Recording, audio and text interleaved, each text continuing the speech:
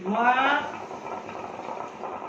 ए माँ, हाँ बेटा, तू थोड़ा सा कम नहीं कर दिया उसका ने? ये बात देख माँ, क्यों तकलीफ से?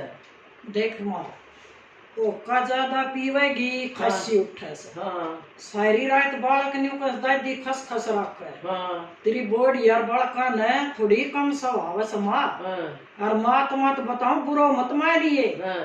माँ आने कम कर दे तो बहुत बढ़िया बात है। सुन बेटा, ये तेरी गलती को ना, हाँ। या वक्त की गलती से ये तो बेटा मेरी खांसी भी दिखेगी और मेरा बेटा खुर्रो भी दिखेगा और मेरा तो सब क्यों दिखेगा ये, ठीक है।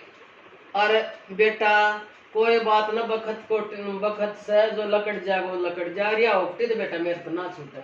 और वह बूढ़ा ने झूठी ना कही थी। आज बेटा इस उम्र में आ की जितनो यो फड़ो सो नहीं हो तो बड़ पाक तो जागो उतनो ही मीठो होगा।